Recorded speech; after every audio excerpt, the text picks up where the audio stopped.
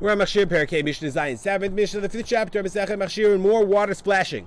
Says the Mishnah, Mayim olim basfina, water that gets into the boat itself. Uba ekel, we're going to see what ekel is. Uba mishotot, or the oars. So the water that comes on those things, einam b'chiyutan. You don't want the water in the boat. You don't want the water gets on the oars, but you don't want it there. You just need the oars in order to go through the water. What's an ekel? Makom b'shulei asfina, it's a place at the bottom of the boat. Should be kabsim sham hamayim. The water gathers there. Hanichnasim b'sidakim shel asfina. The water gathers there that enters through the crevices, the cracks in the boat.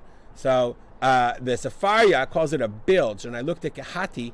He has the word ekel here. There's a jastrow bonus.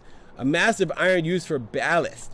Water that comes up and settles in the hull on the ballast or in the rudders. Rudders or oars. So he calls it ballast.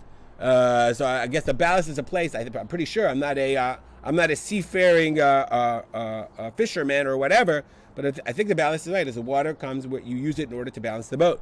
Don't really know. If you're a boater, you can comment in the video. So, and nonetheless, you don't really want the water anywhere. You want the water to get out of the boat. B'mitzudot, in the traps, uber rishatot, uber michmarot, or in the nets.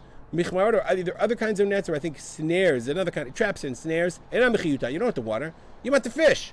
V'im ni'er, and if you shook it out, then b'chiyutan. Why? Because if you want and shake it out, then you want the water in there. Then you want to get the water off. Since you want to get the water off, that means you wanted it from point A to point B. Nothing you can do. It's machshir, the food, the kabel tuma. If you take your boat is now, you took it out for the summer, the winter, or whatever, and now it develops cracks. Let's look at the Bartanura. The tzarfa, the badkaim, mayim nechasim l'tacha'ula. He says one thing is to check it, perish acher l'chaska l'chasma, to seal it. Meaning the wood would warp. We've seen this before. So therefore, you have to get it. You have to soak it in the water, and then the wood expands a bit, and that sort of seals it up. So if you took it to the Yam HaGadol, to the Mediterranean, maybe the Yam itself, litzarfa, in order to like libitzaref, in order to finish it, okay, then or hamotzi masmer ligishamim litzarfa. If you took a nail or a stake, masmer is a nail, but probably like a stake or something, into the rain, litzarfa means again to form it. Let's say you're like an ironsmith and you want it. It's raining outside. You take it out in order to finish it off. Ud, the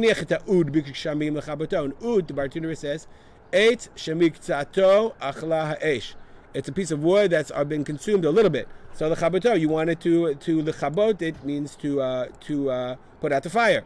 In all those cases, you want the water on all of those things, and the water helps, right? It helps strengthen the boat, it helps strengthen the nail, and it's a piece of coal, it's a burning ember.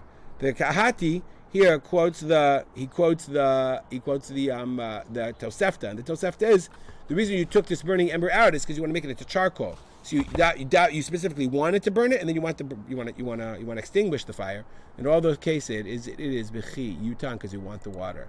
We'll stop here, dedicated learning to memory of my father, Rav Simcha B'Yitzchak Kalman. Make it a great day.